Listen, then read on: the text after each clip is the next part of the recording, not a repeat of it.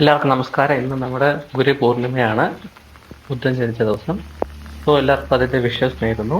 രാവിലെ തന്നെ നല്ല മഴക്കോളുണ്ട്. ഒരു ചായ എടുത്ത് ഞാൻ നമ്മുടെ പറമ്പിലേക്ക് വന്ന് ജസ്റ്റ് നോക്കിയതാണ്. എന്നാൽ രാത്രി നല്ല മഴയാണ് രാത്രി ഫുൾ.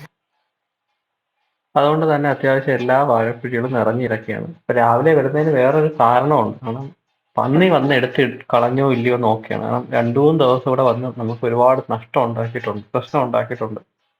ഒരുപാട് എണ്ണം വാഴ നശിപ്പിച്ചു. പിന്നെ അത് വീണ്ടും മേടിക്കണം.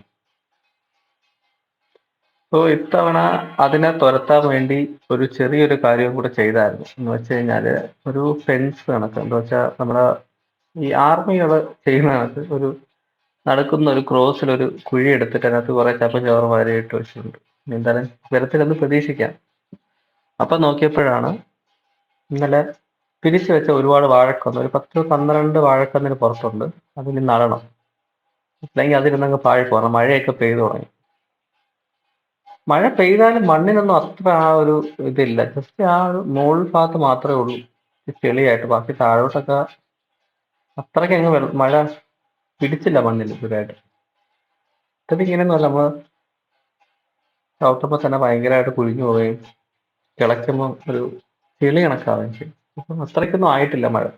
തുടങ്ങിയിട്ടല്ലേ ഉള്ളൂ മഴ. ഇടവപ്പാതിയിലെ മഴ. ഒരു കയ്യിൽ ഫോണും ഒരു കയ്യിൽ ഇതും വെച്ചുകൊണ്ടാണ് ഇങ്ങനെ ഇരിക്കുന്നത്. ശരിക്കും പറഞ്ഞാൽ പ്രോപ്പറായിട്ട് ചെയ്യേണ്ടതാണ്. ജസ്റ്റ് വീഡിയോ എടുത്തതന്നേ ഉള്ളൂ ഒരു മെമ്മറിക്ക് വേണ്ടി. ഞാനിപ്പോൾ മഴയാണല്ല നട്ടിട്ട് കൃത്യമായിട്ട് ചവിട്ടി ഉറപ്പിക്കണം. രണ്ട് കാര്യമുണ്ട്. ഒന്ന്, ഇന്നത്തെ മഴ സീസൺ ആയതുകൊണ്ട് അത് കാറ്റത്ത് അങ്ങ് ചാഞ്ഞു പോവുകയോ അല്ലെങ്കിൽ ഇപ്പോൾ പന്നിയൊക്കെ വന്നു കഴിഞ്ഞാൽ എടുത്ത് കളയും. പട്ടി ശല്യമാണ്, അത് മാന്തോത്. അതുകൊണ്ട് അല്പം ഒന്ന് ഉറപ്പിച്ച് വെച്ചില്ലെങ്കിൽ നമുക്കതൊരു പണി തരും.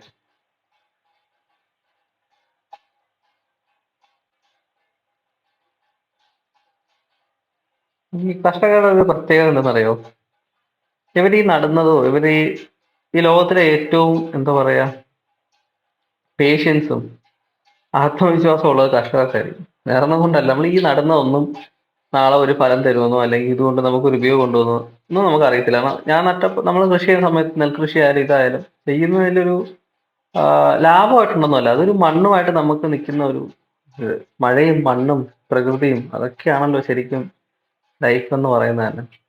അതിൻ്റെ അപ്പുറം ശരിക്കും ഒന്നുമില്ല നമ്മൾ ശരിക്കും ഇതിനെ ഒന്ന് മനസ്സിലാക്കി കഴിഞ്ഞാൽ. അപ്പോൾ അങ്ങനെ ചെയ്തതാണ്. പിന്നെ ഈ കൃഷിക്കാരെ നമ്മൾ നോക്കുന്നത് വീഡിയോ കണക്കല്ല, ശരിക്കും കഷ്ടപ്പാടുണ്ട്. അതിനാണ് ഇതും കൂടെ ഞാൻ ആഡ് ചെയ്തത്.